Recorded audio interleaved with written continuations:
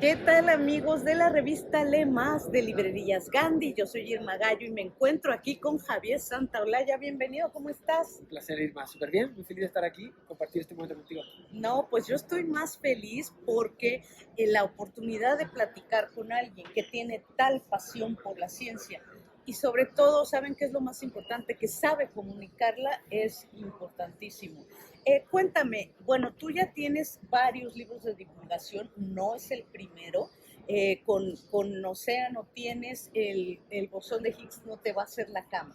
Pero cuéntame, esta historia, digamos, distópica, en donde la ciencia está prohibida, ¿de dónde surgió la idea? Me suena como a Fahrenheit 451. Bueno, tiene un poco de eso, pero la realidad es que es una reflexión, ¿no? Sobre cómo sería un mundo sin ciencia, qué pasaría si de repente pues dejáramos de comunicarla, dejáramos de contarla, que un poco es lo que está pasando. Sí. Entonces, pero es un punto de partida simplemente. El foco del libro no va hacia allá, va más hacia preguntas tan interesantes como qué nos hacen humanos, qué es lo que nos hace más humanos, por qué hay que mirar las estrellas, por qué hay que mirar el cielo, por qué hay que seguir haciéndose preguntas. Y bueno, volvemos al inicio, ¿no? ¿Por qué hay que contarla? Entonces, es todo un viaje en defensa de la ciencia, pero también trayendo el conocimiento científico de forma divertida para que la gente lo pueda disfrutar.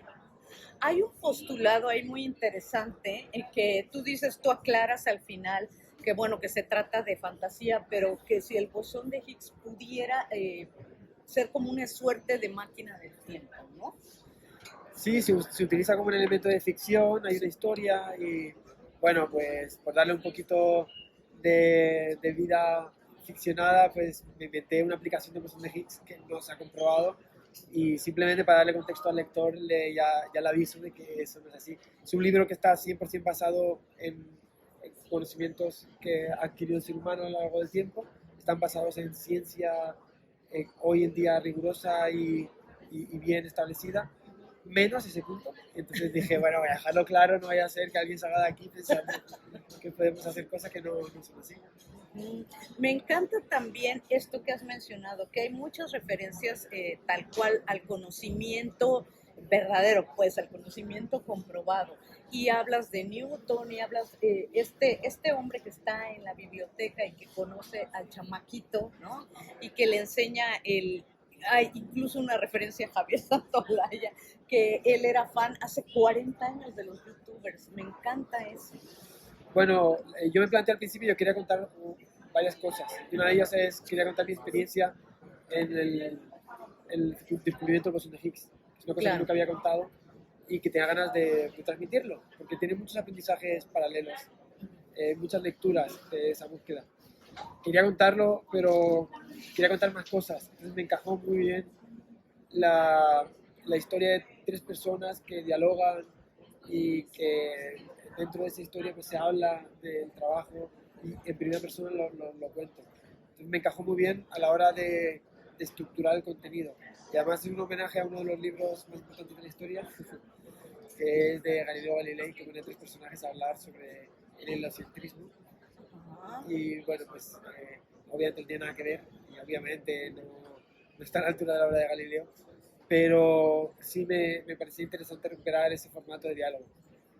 Es muy interesante pensar que alguien como tú, que se dedica a la ciencia, que incluso tienes un doctorado en, no me pregunten qué quiere Física de decir, pero partículas. física de partículas, no sé qué quiera decir, igual Javier nos puede explicar, pero ¿cómo has logrado que la gente más joven, que la gente que te sigue en TikTok, en YouTube, se interese por la ciencia? A mí eso me llama mucho la atención. Pues para mí una cosa muy importante en la comunicación es ponerte en los zapatos del otro, entender cuál es su situación, cuáles son sus inquietudes, cuáles son sus retos, qué quieren conseguir, eh, qué les motiva o qué les llama la atención. Entonces hay un trabajo importante de empatía, de ponerte en la piel del joven del siglo XXI. El joven del siglo XXI, ¿qué tiene? ¿En qué se encuentra? ¿En qué mundo se encuentra? ¿Cuáles son sus mecanismos para entender la realidad, para conectarse con otros seres humanos? Entonces a partir de ahí puedes empezar a hacer la tarea de integrarte en su mundo. sea, creo que lo que he intentado hacer yo siempre ha sido mi objetivo con mi trabajo, es yo moverme a su mundo, no que ellos se muevan a mi mundo. Y para entender cómo hacerlo hay que entender cuál es su mundo. Entonces, entender su lenguaje, su forma de comunicarse, entender cuál es su contexto diario, cuáles son sus miedos y sueños, su perspectiva futura. Ese es el punto de partida para mi trabajo y enfocarme en eso es lo que me permite integrarme en el mundo de ellos y por lo tanto conseguir ese objetivo de acercar la ciencia a la gente. Claro, y hay una cosa muy importante que tú agregas en el epílogo a este libro y dices, bueno, sí es cierto, la ciencia no está prohibida, ojalá nunca lo esté, pero sí hay como un desinterés, ¿no? Por los estudios científicos, los chicos, justo los jóvenes del siglo XXI de los que estamos hablando, que vemos muchos aquí en la Feria del Libro de Guadalajara, ya no quieren estudiar ciencia. ¿Por qué crees que esté pasando esto? ¿Y crees que hay alguna responsabilidad de los profesores en las escuelas que no saben cómo inculcarle a los chicos más jóvenes esta pasión? Pues la realidad es que estamos en un mundo muy cambiante. Realmente el mundo está evolucionando a pasos rapidísimos. Nuestras cosas, nuestro día cotidiano, la forma en que nos comunicamos todo ha evolucionado muy rápido. Y creo que es muy interesante hacer una reflexión de qué mundo queremos construir. En ese mundo que queremos construir, para mí, la ciencia tiene que tener un papel importante. Claro. Porque ha sustituido muchos apoyos para el ser humano. La religión tiene un papel dominante en los siglos pasados. Sí. Desde que despojamos a la religión de la vida de muchas personas, hay muchas preguntas que el ser humano se hace y que tienen que responderse. Y la ciencia ha ayudado mucho también a dar sentido a la vida y a contextualizar nuestra existencia. La ciencia es importante para entender el mundo en que vivimos y entender nuestra realidad. Y ya esa pequeña toque de atención que hago en el libro, ese punto que manejo de, oye, esto puede ocurrir, pues no es un miedo infundado. Ya tenemos referentes históricos de cómo se puede sepultar toda una cultura. Ocurrió con la Biblioteca de Alejandría, Claro. la Edad Media, o sea, realmente no es algo ajeno al ser humano y a nuestra realidad. Debemos cuidar lo que tenemos, nuestro capital, que es el conocimiento, y bueno, pues espero que sirva también como una reflexión para replantearnos qué mundo queremos construir.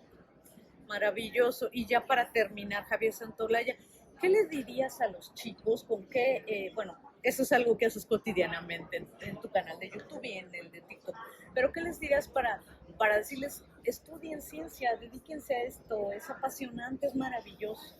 Bueno, el mensaje que les tengo que dar es bastante más amplio que ese, no, estudien lo que quieran, sean felices con lo que les motive, busquen cuál es su lugar en este mundo tan loco, intenten explotar sus cualidades y sobre todo disfrutar con el trabajo que tengan.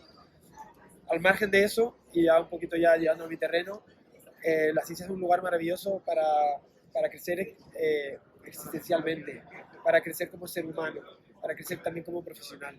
Así que tanto si deciden trabajar en ciencia, que es un lugar maravilloso para desarrollarse, como si no, en la ciencia siempre van a encontrar un punto de apoyo para entender mejor el mundo, sobre todo responder a esas preguntas que a todos en algún momento nos ponen en la cabeza de por qué existe algo en lugar de nada, por qué estamos aquí, qué papel tenemos en el universo.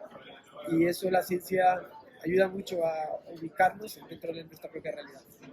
Pues muchísimas gracias, Javier Santaolalla. Ya saben, ya pueden conseguir en cualquier librería y sobre todo las librerías Gandhi, que hace un bozón como tú en un Big Bang como este de Javier Santaolalla. Gracias.